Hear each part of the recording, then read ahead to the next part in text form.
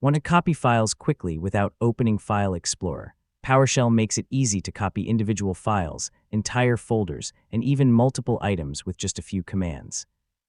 In this guide, I'll show you the basics and a few useful options you should know. First, open PowerShell from Start Search, then use Get Location to see your current directory. You can run Get Child Item or simply dir to view the files available there. This helps you confirm exactly where you're working before copying anything. To copy a file, use the copy item command. For example, type copy item report, txtc, /backup/ to copy a file named report.txt into the backup folder. Press enter, and PowerShell creates the copy in the destination. Yeah, it's pretty straightforward. You don't have to work from the current directory. You can specify the complete source and destination paths.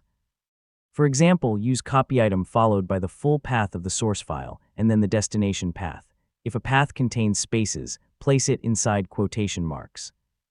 To copy a folder and everything inside it, use copy item with the recurse parameter. For example, copy item project destination backup recurse copies the project folder and its contents into backup.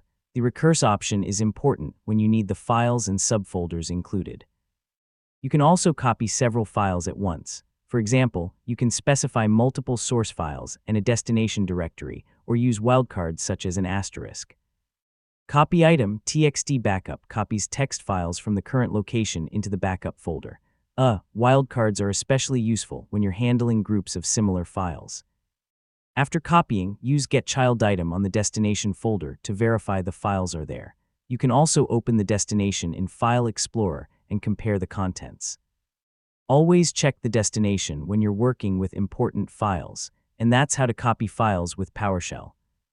Remember copy item for the basic operation, recurse for folders, and wildcards when you need to work with multiple files.